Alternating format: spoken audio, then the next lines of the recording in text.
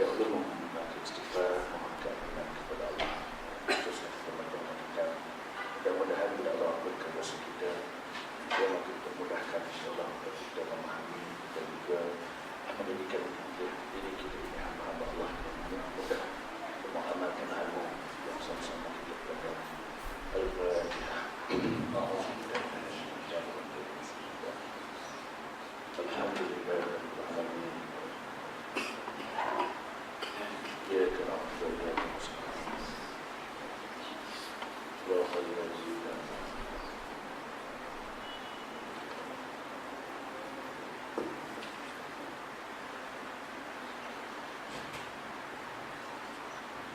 Bismillahirrahmanirrahim. Assalamualaikum warahmatullahi wabarakatuh. Alhamdulillah rabbil alamin. Wa bihi nasta'in wa ala umuddin wa ala alihi wa ashabihi ajma'in. Subhanaka la ilma lana illa ma 'allamtana innaka antal alimul hakim.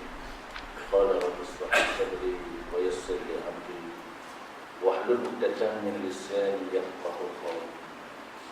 Allahumma rzuqna fahman nabiyyin wal mursalin wa ilhamin malaikatil muqarrabin. Amma ba'du, fala haula wala quwwata illa billahil aliyyil azim. Dikasihi Bapak Imam, ahli datang puasa surau, bahagia untuk mengurusi surau, para datuk, pendamping, ibu-ibu, bapak-bapak, muslimin, muslimat yang dikasihi dan dirahmati Allah. Alhamdulillah. Tamanya pada malam ini, marilah sama-sama kita lebih dahulu memanjatkan ucapan syukur kita kepada Allah Subhanahu Wa Taala kerana dengan izinnya dapat sama-sama kita dipertemukan sekali lagi dalam pengajian insya-Allah kita menawar bagi hati.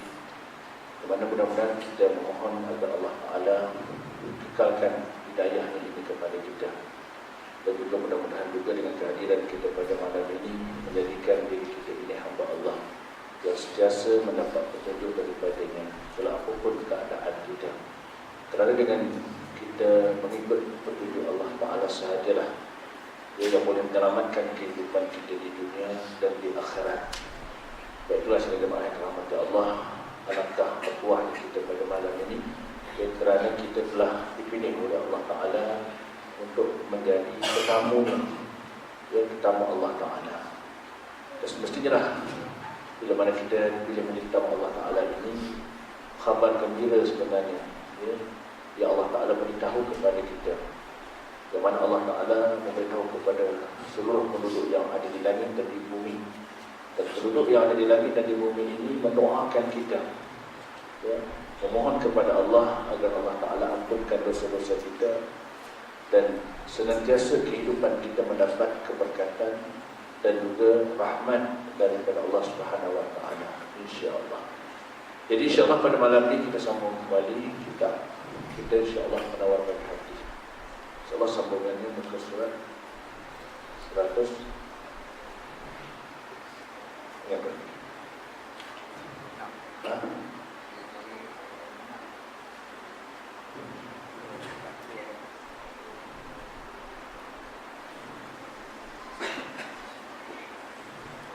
Seratus 46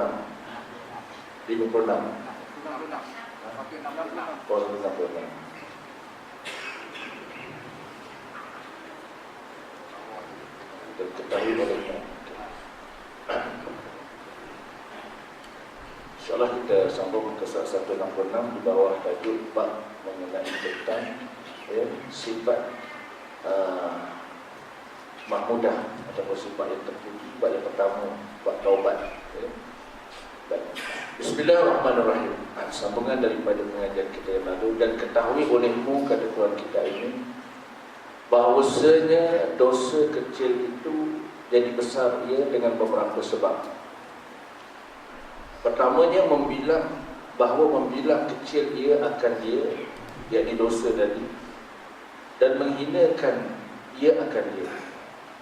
Maka tiada peduli ia, yakni seseorang itu, akan dia, yakni dosa kecil itu, dan tiada rasa duka cita dia, yakni dengan dosa kecil itu, dengan sebabnya, sebab perbuatan tadi. Dan yang keduanya, sukacita ia dengan dia dan bermegah-megah ia, ya, ia seseorang itu dengan dia dengan dosa kecil. Dan yang ketiga, bahawa bermudah-mudah ia dengan menuduki Allah Ta'ala atasnya dan menyangka ia, yakni dosa kecil itu akan bahawasanya kerana mulianya pada sisi Allah Ta'ala, dan tiada mengetahui ia akan bahawasanya dosa itu merupakan, ya, murka, dimurkai oleh Allah Ta'ala. Dan yang keempat, bahawa mengerjakan ia, ya, ia, yakni seseorang itu akan dia, yakni dosa kecil itu dengan terang-terang, dan menzahirkan ia, yakni seseorang itu akan dia, yakni dosa kecil itu, dan menyebut ia akan dia, kemudian daripada mengerjakan ia, yakni seseorang akan dia, yakni akan dosa itu. Seperti mana sabda Nabi SAW, kullu ummati mu'afan illal mujahiri wa inna minal jihad ay ya'mala ar-rajulu bil-layl amalan summa yusbihu wa qad sadarahu Allah Ta'ala fayaqul amiltul barihata kaza wa kaza wa qad bata yasturuhu rabbuhu wa yusbihu yakshifu sitrallahi anhu. Tiap-tiap umat aku dimaafkan daripadanya, tiada dosa bagi mereka itu melainkan yang berterang-terang dengan maksiat, yakni tiada dimaafkan daripada mereka itu. Dan setengah daripada menzahirkan dan menerangkan maksiat itu bahawa mengerjakan oleh seseorang pada malam akan pekerjaan yang jahat, kemudian masuk ia pada masa pagi-pagi pada ketika menuduki Allah Ta'ala akan dia. Maka berkatalah dia, aku kerjakan semalam begini-begini, dan sesungguhnya telah bermalam ia menuduki akan dia oleh Tuhannya, dan berpagi-pagi ia membuka ia akan penutup Allah Ta'ala daripadanya dengan memasyhurkan dosanya. Diriwayatkan oleh Imam Bukhari dan Muslim dari Abu Hurairah radhiyallahu anhu. Okay. Baik, sekalian jemaah yang dirahmati Allah. Jadi kita masih lagi membicarakan bab taubat, ya. Di antara salah satu sifat mahmudah, sifat yang terpuji, ialah taubat. Kerana kita sebagai manusia ini, seperti mana yang disebut dalam oleh Imam Asy-Syafi'i, al-insan la yakhlul minal khata'i wan nisyan, ya. Bila sebut manusia, salah satu sifat kita ni al-insan la yakhlul minal khata'i wan nisyan, jadi mudah lupa dan mudah kadang-kadang buat kesalahan. Ini sifat kita. Jadi oleh sebab itulah Allah Ta'ala Maha Pemurah, Maha Pengampun, ya. Maka Allah buka pintu taubat kepada hamba ini seluas-luasnya. Sebab itu kita disuruh memperbanyakkan beristighfar, memohon keampunan kepada Allah Subhanahu Wa Ta'ala. Selagi mana kita tidak beristighfar, tidak bertaubat, selagi itulah dosa itu dia akan melekat, ya, yang akan menutupi hati kita, yang menyebabkan hati itu jadi keras. Dan di antara tanda seseorang itu masih lagi hatinya ini ditutup dengan dosa itu, apabila dia diajak untuk ke jalan dakwah ataupun ke jalan kebenaran, dia menolak. Bila diajak untuk kembali kepada perintah Allah, dia tidak mahu, ya, malah dia lengah, dia lalai dengan nikmat dunia. Maka bila mana ada keadaan itu pada diri kita atau diri seseorang, menunjukkan bahawa dosa kita itulah sebenarnya yang menjadi penghalang, yang menyebabkan kenapa kita tidak ada kekuatan, kenapa kita tidak mampu untuk sujud, tunduk dan patuh kepada hukum Allah. Walaupun rumah kita, ya, mungkin tempat kita dekat dengan surau, dekat dengan masjid, azan dengar bukan tak dengar, hayya 'alas solah, marilah sembahyang, tapi kenapa tak ada kekuatan? Sebab dosa-dosa kita itulah yang menghalang. Sebab itulah Nabi mengajar kepada kita supaya banyakkan beristighfar. Kalau kita baca dalam surah Nabi kita, satu hari ada riwayat mengatakan 100 kali beristighfar, ada mengatakan 70 kali beristighfar, memohon keampunan. Ya, kita berapa kali sih beristighfar, memohon keampunan kepada Allah Ta'ala. Ya, jadi oleh sebab itulah di antara sifat mahmudah yang perlu ada pada kita, banyakkan memohon keampunan, ini beristighfar kepada Allah Ta'ala. Cuma apa yang nak disebut dalam kitab kita ini, ya, apa yang disebut dalam kitab kita ini, dan ketahui katanya bahawasanya dosa kecil itu jadi besar dengan beberapa sebab. Sebab di antara yang pertama, bahawa membilang kecil ia akan dia dan menghina ia akan dia. Maksudnya dosa itu asal kecil, ya, dia jadi besar apabila mana kita merasakan dosa kecil ini benda yang remeh. Dosa kecil ni rasanya macam, yalah, macam rasa tak ada apa pun, ya, sehingga kan ala ni kecil dia, nanti istighfar Allah ampunlah.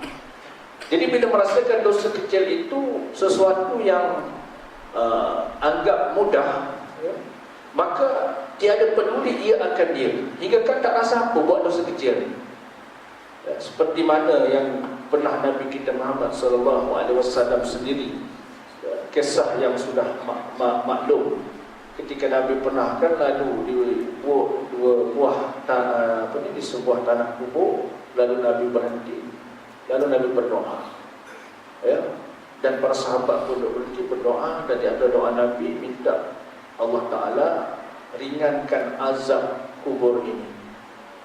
Hinggalah sahabat bertanya, ya Rasulullah, ya, apakah yang sedang berlaku ini ya Rasulullah? Lalu Nabi kata, wahai sahabat, kamu nak tahu ke tidak bahawa ahli barzakh sekarang ini sedang diazab, sedang disiksa. Apa dosanya? Dosanya Nabi kata, waktu hidup dulu, ya, dia pergi buang air kecil, tak sempat lagi najisnya tadi bersih, ya, menitis hingga kena dekat kainnya, lalu dia solat dalam keadaan dia berhadas. Baik. Cerita ini memang, ya, banyak kita dengar yang sudah masyhur dah cerita ini. Kalau kita lihat kisah ini, Nabi nak bagi tahu pada kita, buat buang air kecil ni nampak benda kecil, kan?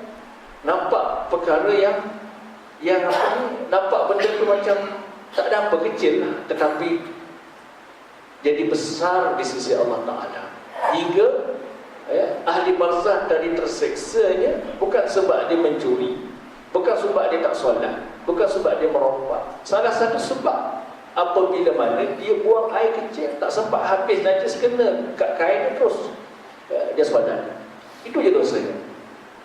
Kalau perkara sedemikian pun, ya, amat besar di sisi Allah bila kita merasakan dosa itu, ataupun bab-bab taharah ini kita tidak berhati-hati, apatah lagi benda yang besar, apatah lagi benda yang besar yang melibatkan tentang soal-soal, ya, hubungan ataupun dosa kita dengan manusia. Ini benda besar yang melibatkan tentang nyawa, yang melibatkan tentang pecah amanah, yang melibatkan tentang zina. Ini benda yang besar, fitnah.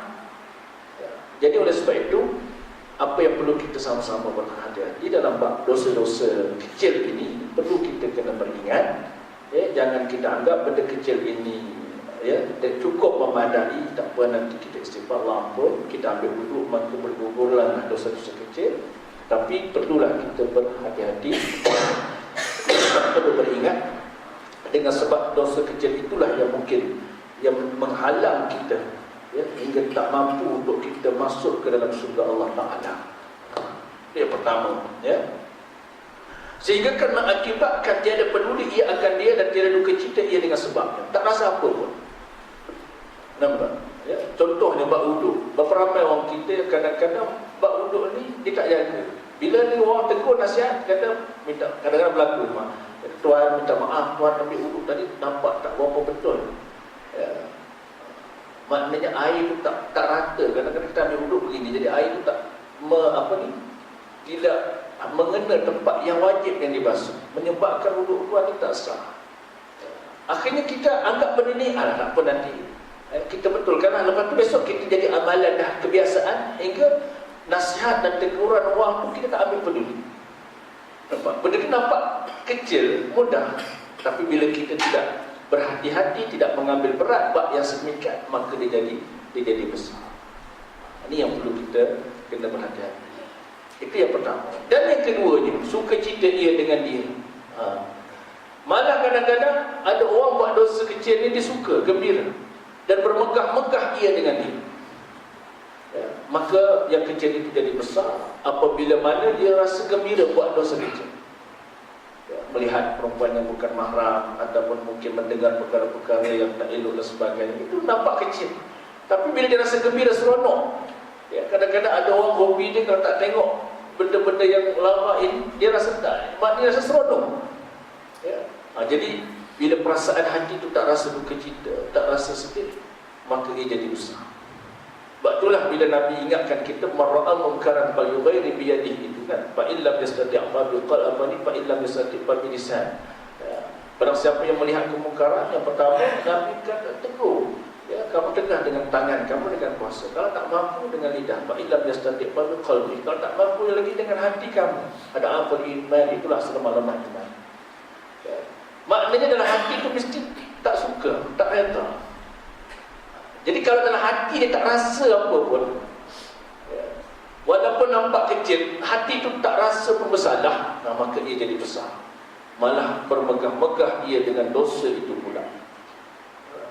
Sebab tu hari ini sini jemaah, bukan dosa kecil lagi kita lihat dalam isu yang berlaku banyak, perkara-perkara yang berunsur fitnah ni lah, tambah dalam WhatsApp, Facebook, yang hari ini kadang-kadang banyak kita tak sedar, walaupun kita tak tulis, cuma kita sendkan aja, kita forward lah. Sebab tu bila kita dapat satu berita ni, Allah dah ajar pada kita, bila dapat satu berita, fatabayanu, kamu selidik dulu, jangan kamu terus sebar. Kita bimbang dengan kita menyebar itu, kita sudah menjadi makhluk perosak, menjadi makhluk penyebar kepada dosa yang melibatkan, bab dosa yang melibatkan benda fitnah ini benda besar. Tapi itulah bila dosa ini, bila dah orang dah biasa buat dosa, dia tak rasa apa dah kata orang dah sebati. Bila dah sebati dalam jiwa seseorang ni, Allah sebut khatamallahu ala qulubuhum, bila Allah dah kunci hati mereka ni habis. Katalah apa pun, summun bukmun umyun fahum la yu'minun, mereka ni dah buta hati mereka, hinggalah dalam hal keadaan mereka tetap tidak mahu juga mendengar nasihat, pandangan dan sebagainya. Dan yang ketiganya, bahawa bermudah-mudah ia dengan menerupi Allah Ta'ala atasnya dan menyangka ia akan bahawasanya kerana mulianya akan sisi Allah Ta'ala. Dan yang ketiganya, dosa kecil itu jadi besar juga apabila dia bermudah-mudah. Makna bermudah-mudah ini, dia berlengah-lengah hingga dia merasakan, alah tak apa, nanti Allah ampun dah, alah nanti aku ambil wuduk, selesailah dosa tu. Hingga dia merasakan bermudah-mudah ia dengan menutupi Allah Ta'ala atasnya, dan menyangka ia akan bahawa kerana mulianya pada sisi Allah Ta'ala, dan dia mengetahui ia akan bahawa ia dimurkai oleh Allah Ta'ala. Jadi inilah juga di antara perkara yang kita tak sedar, yang kecil itu jadi besar bila kita merasakan tak apa, dengan kita berwuduk itu dah Allah ampun.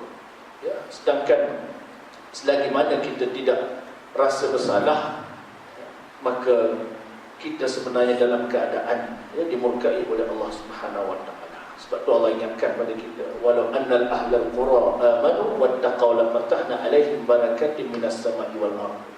Dan jikalau kata Allah, penduduk dalam sebuah kampung ke taman dan negara itu mereka beriman dan bertakwa, Allah turunkan keberkatan dari langit dan bumi. Walakin kazzabu fa akhaznahum bima kanu yaksibun. Dan jikalau penduduk dalam sebuah kampung, desa, negeri dan negara itu mereka tidak beriman dan juga tidak bertakwa, maka bertakwa ini dia tak rasa takut buat dosa, walaupun dosa itu nampak dosa kecil, tak rasa bimbang, maka tunggulah kemurkaan Allah, azab Allah, kerana Allah tarik keberkatan dan rahmatnya, baik pada diri, keluarga, negeri atau negara itu. Itu yang ketiga. Dan yang keempat, bahawa mengerjakan ia, mengerjakan ia, yang seseorang akan dia, yakni dosa kecil tadi, dengan terang-terang, dengan terang-terang. Hari ini silma bukan orang buat dosa kecil terang-terang, dosa besar pun hari ini orang buat terang-terang, tak rasa takut, tak rasa malu dengan Allah Ta'ala. Baru ni isu yang dah lama jugalah, yang K-pop dari Korea datang, perempuan Melayu kita bertudung, kemudian dipeluk, dicium, hingga heboh lah. pihak yang ikut buat siasatan. Itu dalam soal yang kita lihat, itu benda sebenarnya benda besar. Kerana ia melibatkan tentang maruah antara lelaki yang bukan mahram. Dan sebenarnya bila melibatkan dosa sedemikian, terang-terang, tak rasa takut, tak rasa malu. Ya, sebenarnya bukan isu K-pop termasuklah juga kalau kita nak tampil, nak lihat filem-filem, drama, kan? Ya, dia nak jadikan dia tu dipeluk. Sebab itu pun juga termasuk di antara perkara yang perlu kita kena beringat. Ya, sebabnya Islam ini sendiri jelas. Apa tu'minu nabi ba'dil kitab wa takfuruna nabi ba'd. Apakah kamu kata Allah beriman sebahagian, kemudian kamu ingkar sebahagian? Jadi bila kita ni mengatakan kita beriman, kita tak suka kemungkaran, itu benda tu dosa, maka kita tak boleh menghukum sebahagian, sedangkan sebahagian lain kita biarkan. Sebablah kaedah Islam ini udkhulu fis-silmi kafah. Bila masuk Islam mesti menyeluruh. Ya, tidak ada istilah pilih kasih, tidak ada masalah dia ni bukan Islam, yang ni Islam sesama Islam. Ya. Tidak ada. Bila sebut batas-batas, tak kira siapa pun dia, selagi dia bukan mahram, maka tidak ada hak. Ya. Maka itu di antara yang perlu kita kena sama berhati-hati. Tapi oleh sebab dah jadi, yalah, kita pun banyak. Sebab itulah orang yang nak buat filem ni boleh rujuk jabat agama ada, jakim ada. Bagi Selangor ni jadi saja, kalau di wilayah jauh ni ada. Jadi nak buat sesuatu tu kena rujuk. Boleh ke tidak boleh? Ya. Jangan kita fikir untuk mendapat keuntungan dunia, ya, hingga kita mengenepikan antara murka Allah dan redha Allah Ta'ala. Jadi ini perkara yang perlu kita kena berhati-hati. Kemudian sabda Nabi sallallahu alaihi wasallam bahawa mengerjakan ia dengan terang-terang dan menzahirkan ia dengan dia terang, dan menyebut ia pula akan dia kemudian daripada mengerjakan ia akan dia. Sabda Nabi sallallahu alaihi wasallam, kullu ummati mu'afan illa mujahidin wa inna minal jihad ay ya'mal ar-rajulu bil-lail 'amalan thumma yusbihu wa qad satarahu Allah ta'ala fa yaqul amiltul barihata kadza wa kadza wa qad bata yasturuhu rabbuhu wa yusbihu yakshifu sitrallahi anhu. Tiap-tiap umat akan dimaafkan daripadanya tiada dosa bagi mereka itu, ya, melainkan yang berterang-terang dengan maksiat, tiada dimaafkan daripada itu. Dan setengah daripada menzahirkan dan menerangkan maksiat itu bahawa mengerjakan oleh seorang pada malam akan pekerjaan jahat, kemudian masuk ia pada masa pagi, ya, maka dia ketika menedupi Allah Ta'ala akan dia, maka berkata ia, aku kerjakan semalam begini-begini, sesungguhnya telah bermalam dia menutupi akan dia oleh Tuhannya, dan berpagi-pagi dia membuka, dia akan penutup Allah Ta'ala daripadanya dengan memasyhurkan dosanya. Inilah yang disebut oleh Nabi SAW, ya, di antara tanda akhir zaman, badiru bi'amalis salihah fasatakun kalayl muslim, ya. Nabi kata, bersegeralah kamu dengan amal yang salih, kerana akan berlaku satu fitnah yang dahsyat seperti malam yang gelap. Fitnah macam malam yang gelap. Pada waktu itu Nabi sebut, pada waktu pagi dia beriman, malam dia kafir.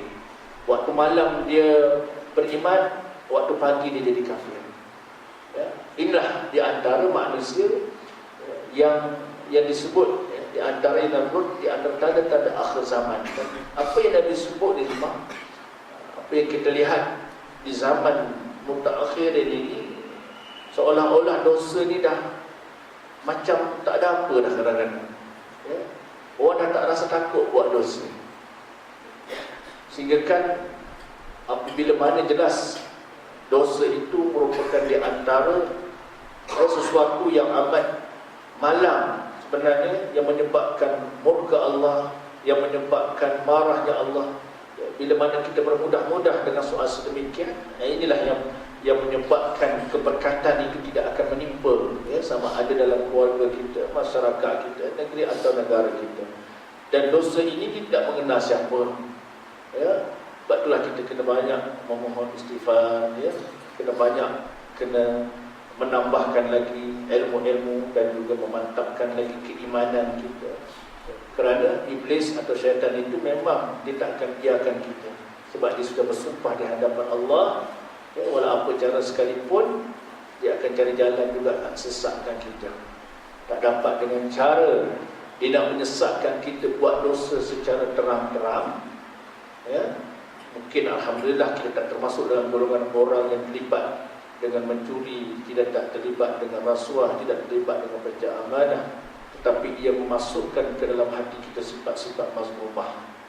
Di antaranya sifat-sifat riya, takbur, ujub dan sebagainya, yang boleh merosakkan segala amalan kita, yang boleh merosakkan segala ibadah kita. Ini benda yang perlu kita kena sama-sama memohon banyak kepada Allah. Sebab tu Nabi doa ajak kita doa, ya mukallibal qulub, wahai Tuhan yang membolak-balikkan hati ini, sabbit qulubana ala dinik wa ala ta'atik. Minta Allah tetapkan hati kita dalam apapun keadaan, minta Allah tetapkan. Sebab tu sudah jemaah, kalau kita baca kisah-kisah para sahabat, mereka amat takut dengan dosa walaupun nampak kecil, kerana amat besar. Apalagi dosa yang melibatkan tentang halal dan haram, makan dan minum.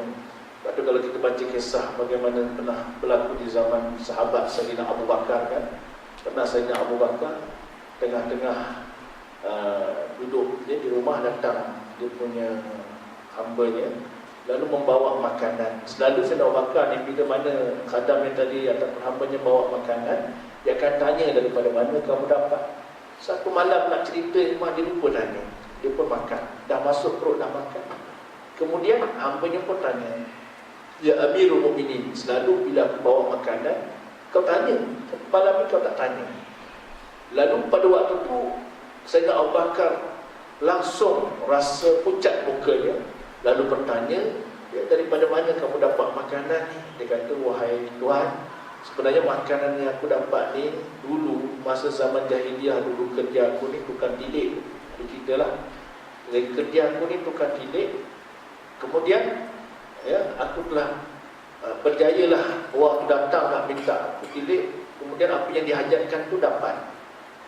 Satu hari dia kata, waktu aku keluar ni, aku jumpa orang, dia ingat balik, lalu dia bagi aku makanan sebagai upah. Upah ni pada zaman aku jahiliah dulu. Dan inilah makanan yang aku bawa daripada hasil upah itu. Alangkah terkejutnya Sayyidina Abu Bakar, lalu dijolok rumah. Kisah ni dijolok apa ni mulutnya. Dia nak keluarkan makanan tu, hingga tak dapat, sampai 2-3 kali jolok, akhirnya muntah, dan keluar segala isi apa yang dalam perutnya semua terkeluar.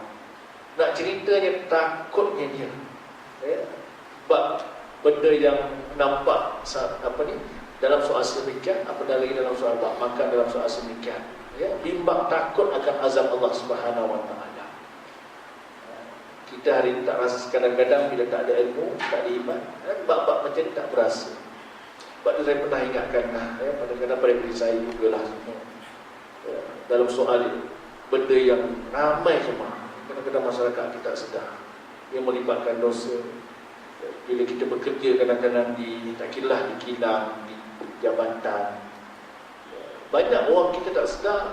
Bila kita bekerja, sebenarnya bila kita tak jaga, tidak ada sifat ihsan dalam hati kita dan sifat idqan ni, maka kadang-kadang kita tak sedar kita telah mencuri waktu dalam bekerja. Kalau orang kata curi, dari istilah orang kita, kena curi tulang, kan? Ini yang kadang-kadang banyak berlaku, yang kita tak sedar, yang menyebabkan keberkatan rezeki kita Allah tarik. Sehingga kan kadang-kadang bila kita pergi ke jabatan-jabatan, pergi di mana-mana tempat kerja, tunggu kadang-kadang berjam-jam, mana orang yang pegawai menguruskan, ialah mungkin hal urusan-urusan yang keperluan kita lah, tunggu tak sampai. Tengok-tengok ramai waktu bekerja, tidur minum kedai minum, pukul 10 minum, pukul 4 minum. Nampak? Sedangkan kita dah beraku janji masuk kerja pukul 9, balik pukul 5. Waktu minum dia adalah waktu rehat. Ini kalau tak kira masa. Jadi sedar ke tidak, benda itu nampak kecil, nampak tak ada apa, sebenarnya besar di sisi Allah. Inilah yang banyak berlaku dalam istilah curi tulang. Saya di sekolah, saya sering ingatkan guru-guru saya lah.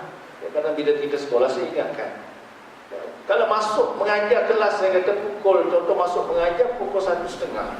Waktu dah mula PNP mengajar. Kadang-kadang kita nyembang-nyembang masuk pukul 1.45. 15 minit kita mencuri masa. Kita nampak benda tu kecil je, Mak. Kadang-kadang tak ada apa. Padahal besar. Sebab kita dibayar gaji tadi. Rezeki kita masuk pukul berapa, waktu mengajar. Tak kira ni waktu mengajar. Itu belum kira waktu tengah bekerja main WhatsApp lagi. Banyak yang berlaku. Yang menyebabkan keberkatan itu tak ada. Kadang-kadang macam-macam. Ya, saya kadang-kadang ada orang usah, saya tak tahulah. Habis bulan, habis macam-macam musibah. Kereta rosak, anak sakit. Saya kata Tuhan kena muhasabah balik. Ada benda tak kena pada rezeki yang kita dapat. Ya. Cuba muhasabah balik. Saya bukan nak kata siapa, kadang-kadang culur diri kita sendiri. Kita manusia ni kadang-kadang lalai. Sebab itulah Nabi pesan sangat supaya kita tanamkan sifat ihsan dalam diri. Ihsan. Attaqullah ka'annaka tara fa illam takun tara fa innaka yara. Hendaklah kamu menyembah Allah seolah-olah kamu melihat. Bila kita rasa Allah tu melihat kita, kita takkan berani nak tipu, kita takkan berani nak pecah amal dan sebagainya. Sebab ini benda yang besar.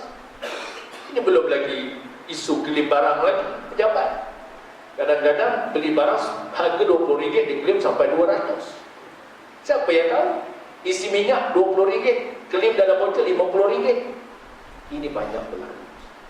Kan sudah berlaku penipuan. Tapi oleh kerana perbuatan ini dah jadi biasa, dianggap benda kecil. Padahal benda itu besar. Pernah satu kisah, saya nak ingatkan satu kisah di zaman sahabat, ya, Sayyidina Ibn Abbas. Satu hari ada satu rombongan jamaah haji, nak pergi menghaji. Dalam perjalanan nak pergi haji, salah seorang daripada jamaah itu sakit, ya, akibat sakit dan lama-lama menyebabkan, ya, dia tenat dan akhirnya meninggal. Bila ahli jamaah tadi meninggal, lalu diuruskanlah jenazah, tak sampai lagi ke tanah suci Mekah, ya, dalam disebut di Khurasan dan sebarang tempat lah. Kemudian dah diuruskan jenazahnya tadi.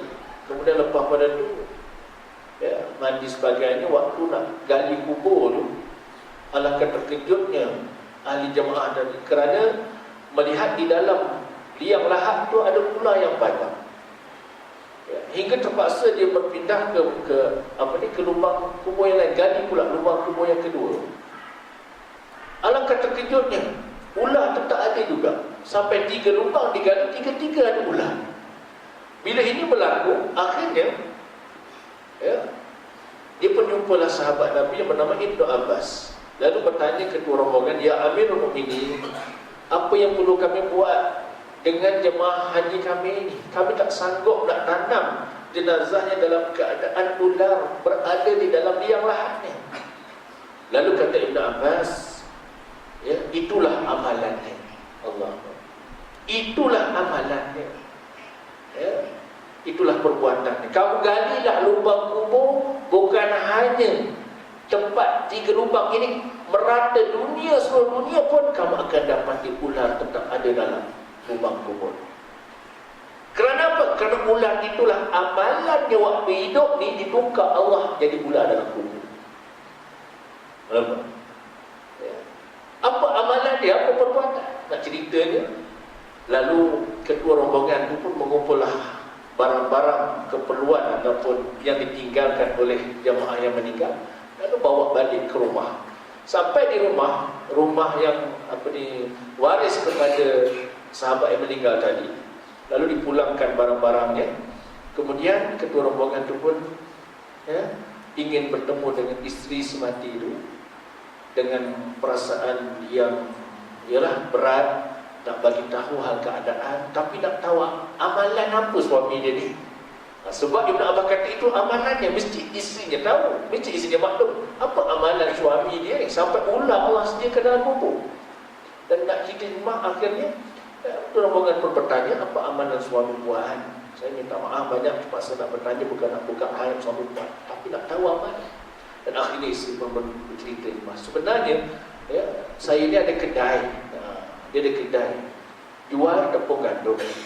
Satu hari katanya suami saya ni, bila dia menimbang tepung gandum tu, beratnya 1 kilo, tetapi amalan dia, perbuatan dia tiap-tiap hari, bila dah timbang 1 kilo, dia ambil 2-3 genggam. Dan timbang 1 kilo dah berat, ambil 2-3 genggam, masuk dalam tempat lain. Sekadar makanan keperluan seharian, dia ambil 2-3 genggam saja. Dan gandum yang dia ambil itu untuk makanan dia. Lalu ditukarkan berat 1 kilo tadi dengan tangkai-tangkai gandum. Jadi bila ditimbang, nampaklah 1 kilo, padahal tak sampai. Ditukar dengan tangkai. Tapi pada mula tadi betul dah.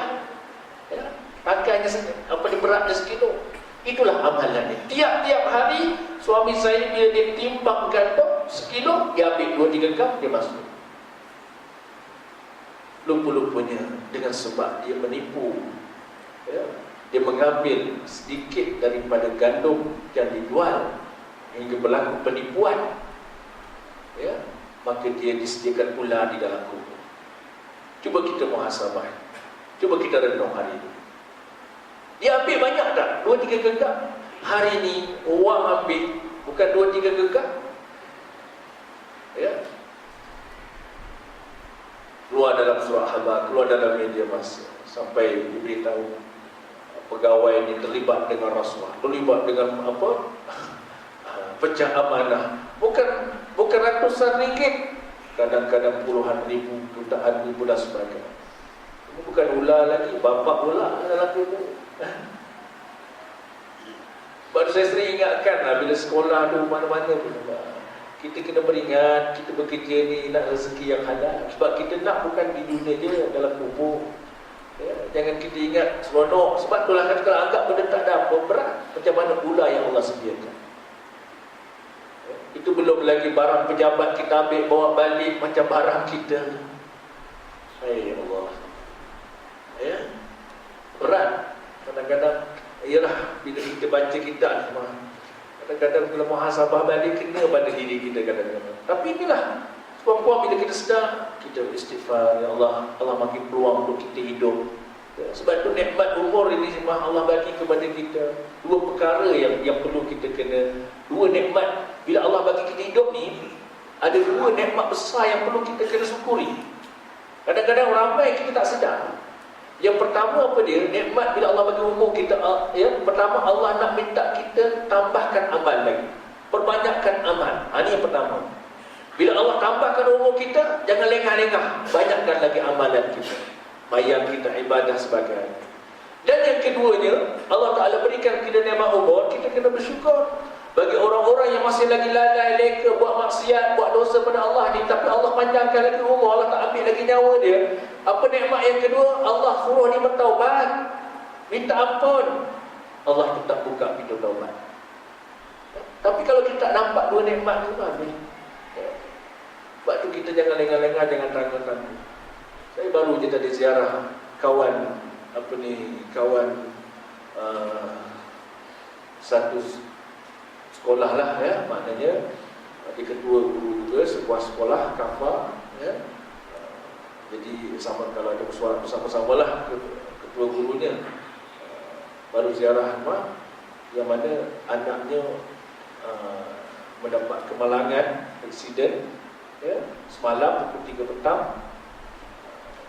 di mana ni, ketika nak pergi ke Johor naik motosikal, dia langgar lori, yang propel, yang inilah yang dekat kelas tepi jalan tu kan, dan kemudian lalu ada besi tertutup dekat dia punya dahi, tembus kat tengkorak dia lah, dan meninggal. Dan malam tadi dah dikuburi di Subang Jaya. Ialah kata ayahnya, genap hari ini umurnya 20 tahun, genap umurnya 20 tahun, dan anak tu merupakan anak yang bijak, seorang yang hebat di segi baca Quran, qari, pernah masuk dalam pertandingan di seperingkat sekolah, sekarang belajar di kuis. Jadi nak cerita rumah tu lah, tak ada siapa duga, nampak tak? Umur baru 20 tahun, tak sempat, maknanya hari ni masuk 20 tahun lah umurnya. Jadi apa yang perlu kita sekarang ni ialah bekalan kita. Ya, bekalan. Jadi kalau ada peluang untuk kita masih lagi hidup ni, maknanya sama-samalah kita banyakkan, tambahkan amal kita dan banyakkan kita bertaubat kepada Allah Ta'ala.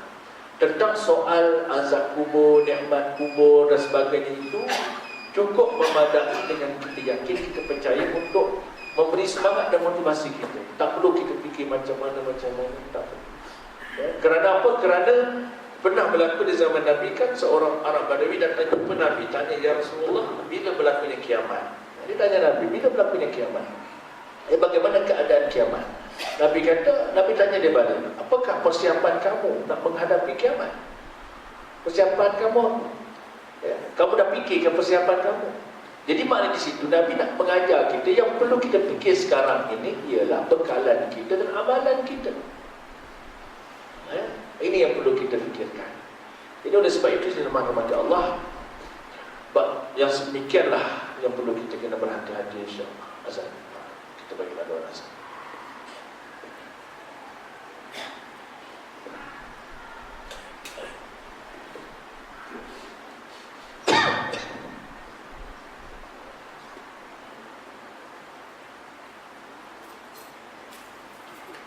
Allahu Akbar, Allahu Akbar. Allahu Akbar, Allahu Akbar.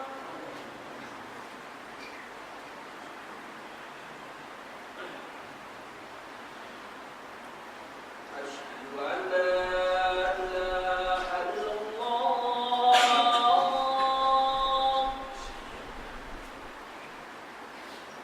Asyhadu an la ilaha illallah.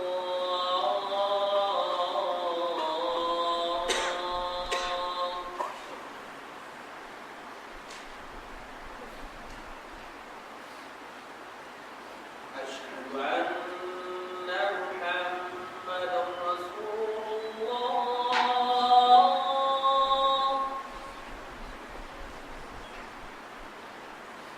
Asyhadu anna Muhammadan Rasulullah.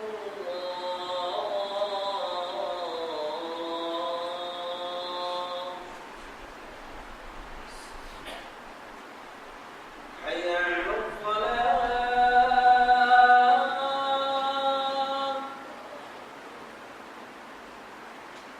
Hayya 'alal falah.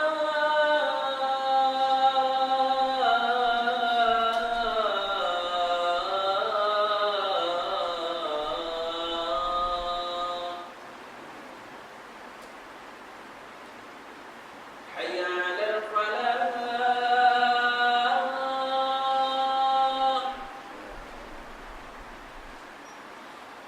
Hayya 'alal falah.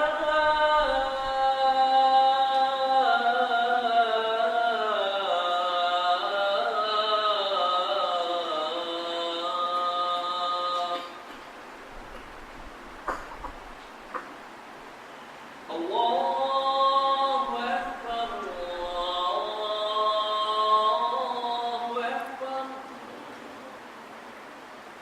La ilaha illallah.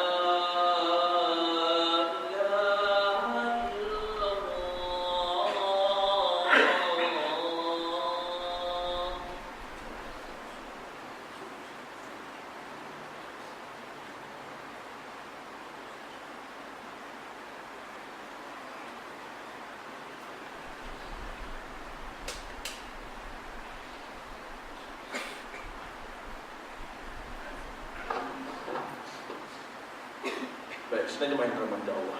Ya. Kemudian yang kelima, di antara perkara yang menghalang, yang menyebabkan kenapa kita melengah-lengahkan taubat. Ya. Yang kelima, bahawa keluar dosa kecil itu daripada orang yang alim. Ini amat bahaya. Orang yang alim mana? Orang yang ada ilmu. Ya. Tapi tanpa disedari, mungkin perbuatannya itu dia salah, yang diikuti oleh yang diikut akan dia. Maka orang awam ikut apa yang diajar oleh orang yang berilmu tadi. maka yang demikian itu dosa, itu jadi dosa besar, kerana bahawasanya perkekalan ia kemudian daripada matinya. Ini yang kita bimbang.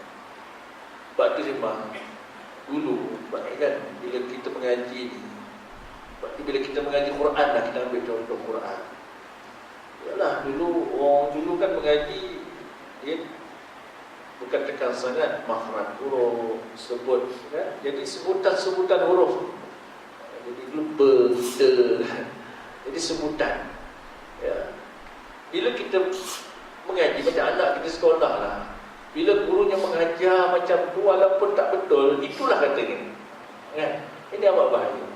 Ya, sebab itulah bila peringkat di sekolah ini ataupun apapun, kita bukan sekadar guru aja, malah kita sebagai ibu bapa ni juga, bukan hanya sekadar kita sebagai mudarris, kita nak jadi seorang muallim.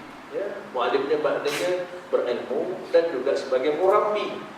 Murabbi ini ialah orang yang mendidik, mentarbiyah sebagai contoh. Ya, kalau kita buat contoh yang tak elok, maka ia menjadi ikutan.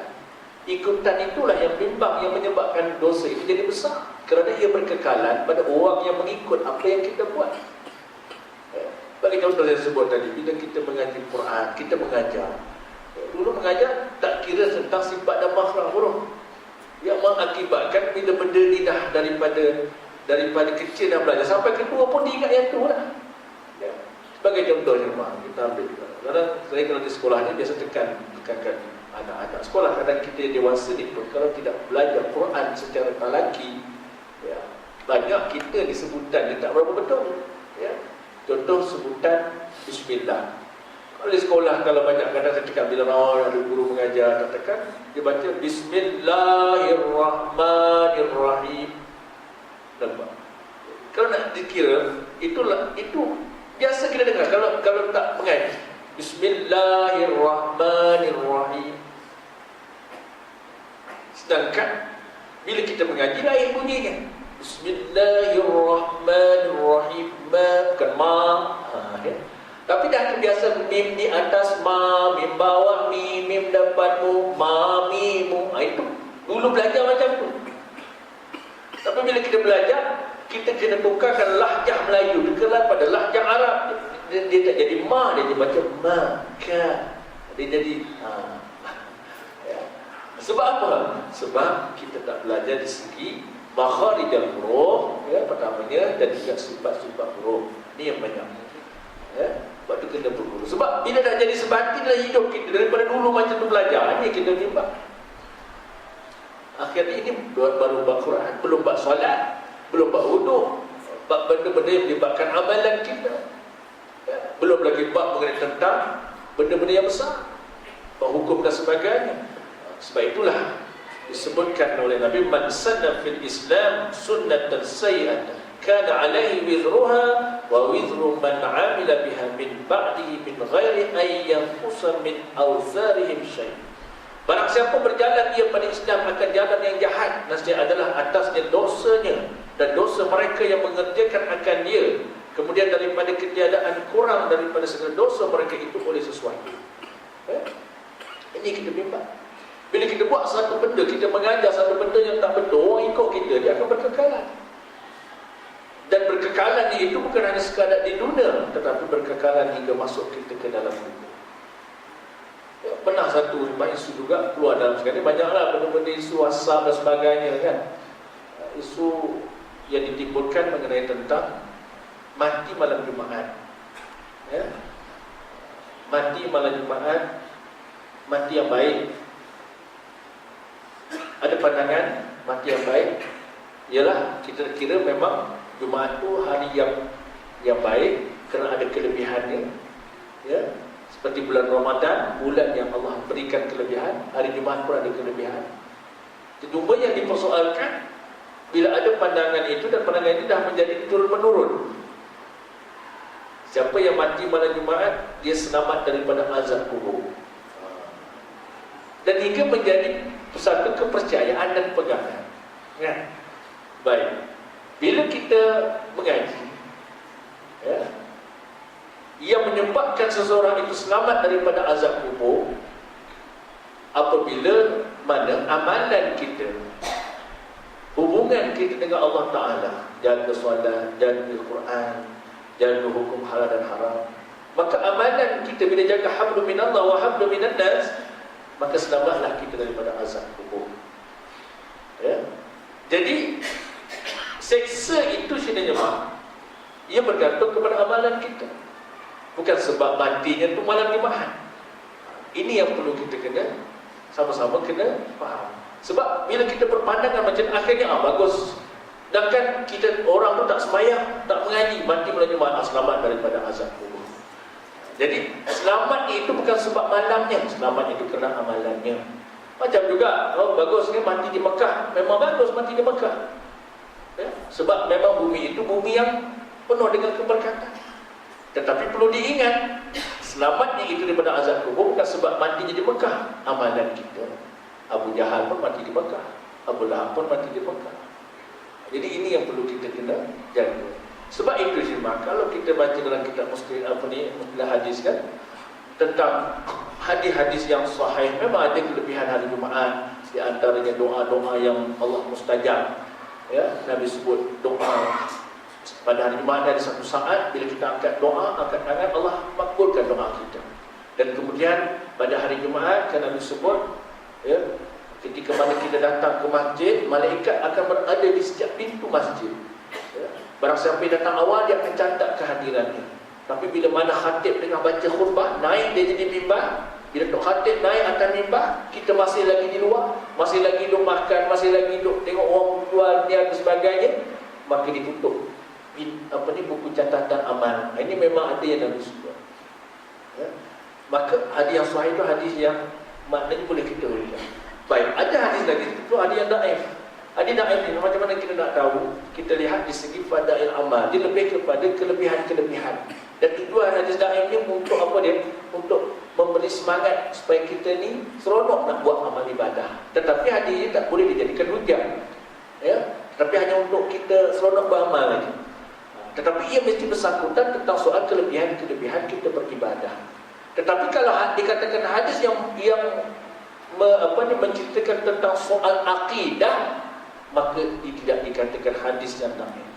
Maka timbang itu disebut hadis palsu atau hadis palsu. Seperti contohnya mati malam Jumaat itu selamat daripada azab kubur. Ini soal akidah, ya, kerana kepercayaan azab kubur nikmat itu soal iman kita. Allazina yu'minuna bil ghaib. Jadi inilah yang perlu kita kena sama-sama kena jaga, ya, kerana apabila kita buat sesuatu kepercayaan itu, kadang-kadang orang kita berhujah, datuk nenek moyang aku dulu macam tu, ya aku buatlah. Dia mengakibatkan selagi mana kita berpegang dengan pandangan datuk nenek moyang kita ataupun orang-orang dulu, ya, walaupun dulu dia ni imam dan sebagainya, maka kita bimbang. Inilah yang Nabi sebut, man sanna fil Islam sunnatan sayyi'ah kana alaihi wizruha wa wizru man amila biha min ba'dihi min ghairi ayyaqusa min awzarihim syai'. Barang siapa berjalan ia pada Islam akan jalan yang jahat, mesti ada atasnya dosanya dan dosa mereka yang mengerjakan akan dia. Ya, kemudian daripada kejadian kurang daripada segala dosa mereka itu oleh sesuatu. Apatah lagi kalau orang itu, ya, kira orang yang ada agama pula, ya, buat pula benda yang ni, kita bimbang seperti mana yang Nabi sebut. Kemudian dikehendaki dengan berjalan itu ialah menyeru ia dengan perbuatan atau dengan perkataan. Ya. Kadang-kadang digunakan agama hingga, ialah kadang-kadang banyak ajaran-ajaran yang sesat dan sebagainya. Kalau nak ambil berkat, kena salam dengan proksiah dia ni. Ada yang ikut amalan, ialah tarikat ni benda baik. Tarik tu mana jalan, kita tak akan tarikat tu salah. Yang salah orang tu. Bila salah gunakan jalan. Ada satu dulu, dia kata orang alim hebat lah, hebat. Sampaikan anak murid dia nak berguru dengan dia, balik mesti cium tangan berguru, nak berberkat.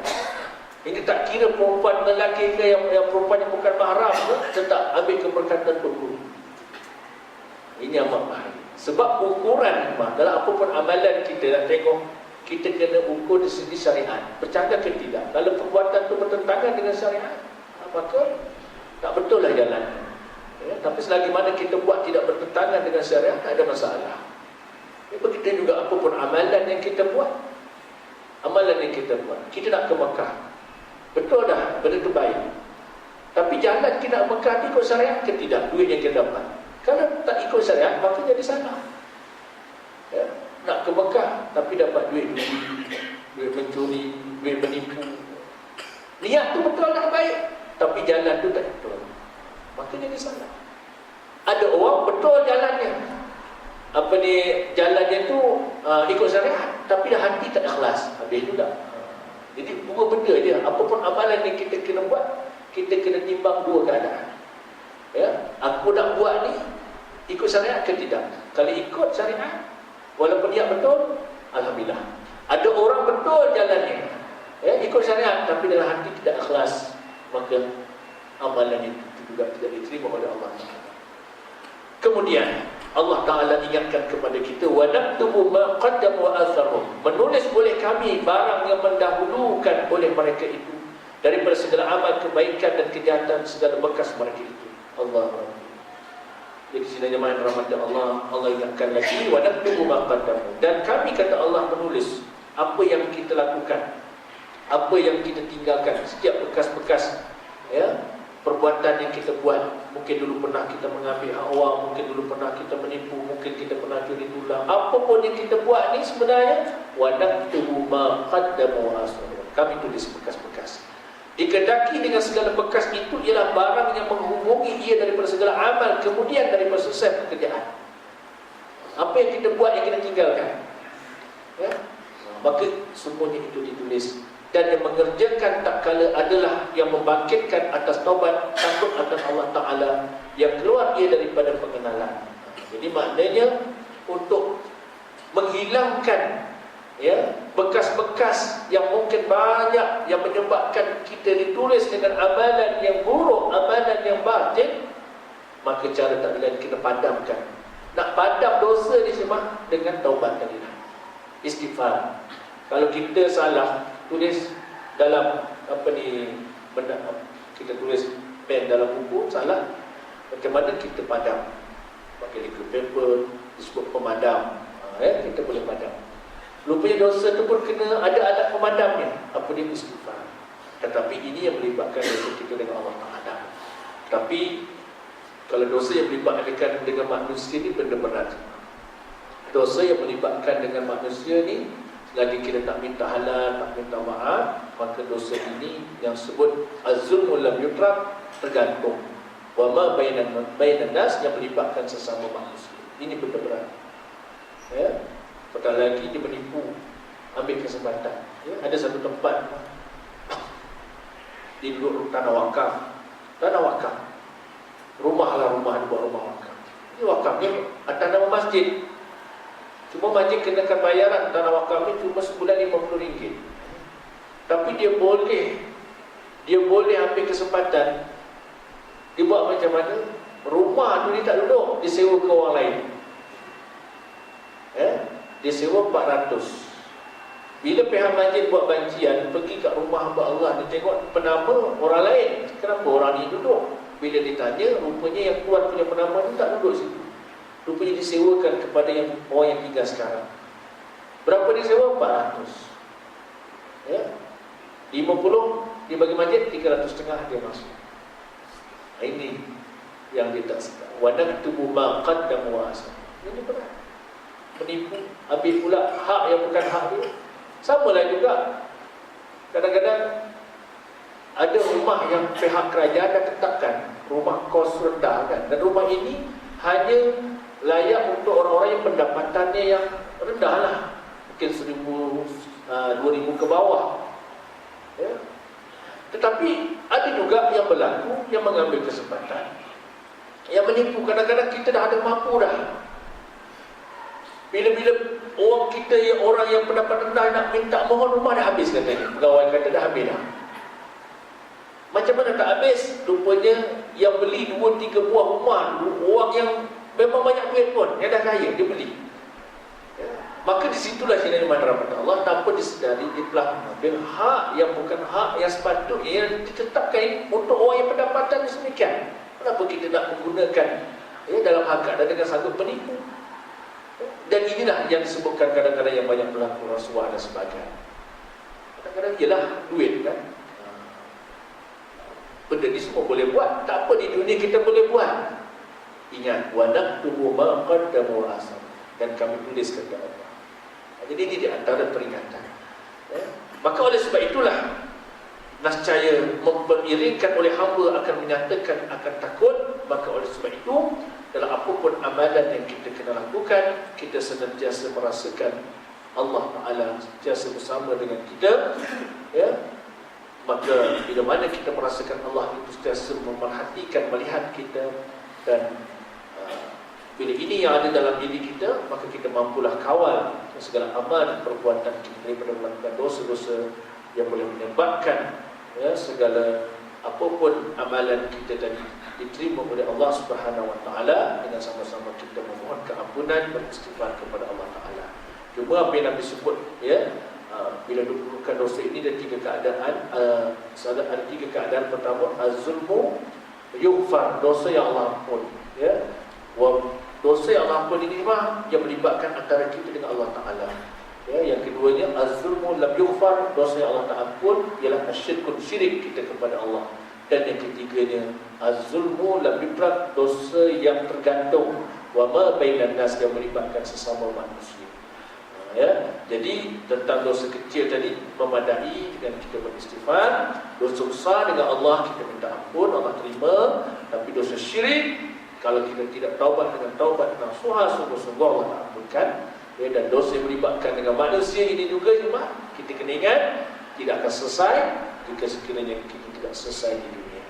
Jadi sama-samalah pada malam ini kita renung-renunglah, kita lihat-lihatlah diri kita. Kalau ada dan mungkin pernah buat, ya, melakukan dosa yang melibatkan dengan manusia, kita selesaikanlah sekarang. Kerana itulah yang Nabi sering ingatkan kepada kita, insya-Allah. Jadi itu sahajalah yang dapat kita kongsi bersama pada malam ini.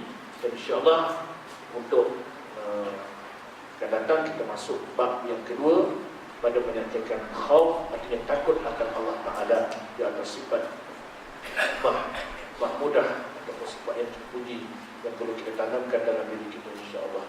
Jadi sekarang itu mudah-mudahan Allah Ta'ala menerima amal kita, ya, dan juga segala ibadah kita pada malam ini, dan juga ditulis wa naktubu ma qaddamu wa asaru, insya-Allah, sebagai, ya, bekalan yang kita bawa dulu kepada Allah. Jadi marilah sama-sama kita tanamkan dulu dengan doa. Dan saya juga diminta oleh sahabat saya tadi meminta agar mendoakan Allahyarham Zaki, nama anaknya, umur baru 20 tahun. Mudah-mudahan Allah Ta'ala tempatkan, ya, rohnya sekarang ini di dalam taman-taman syurga. Dan juga mudah-mudahan anak ini juga di antara anak yang mampu memberi syafaat kepada ayah dan ibunya, insya-Allah. Dan begitu juga kita doakan untuk mak ayah kita dan adik-beradik kita yang telah pergi meninggalkan kita. Bismillahirrahmanirrahim. Alhamdulillahirabbil alamin. Wassalatu wassalamu ala asyrafil anbiya'i wal mursalin wa ala alihi wa ashabihi ajma'in. Ya Allah, wahai Tuhan kami bersyukur, ya Allah, pada malam ini dapat kami sama-sama hadir. Tidak ada lain yang kami harapkan. Kami mengharapkan keredaan-Mu, kami mengharapkan ilmu yang mampu memberi manfaat, terutamanya pada diri kami, ya Allah. Ampunkanlah dosa kami, ampunkanlah dosa kedua ibu bapa kami, ampunkanlah dosa jiran-jiran kami, ahli karya kami.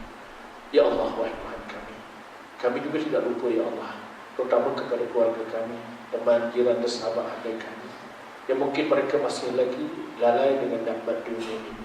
Tolonglah, ya Allah, bukakanlah pintu hati-hati mereka. Berilah petunjuk kepada mereka agar mereka dapat tunduk dan sujud kepada-Mu kerana Kamu sayang dengan mereka, ya Allah.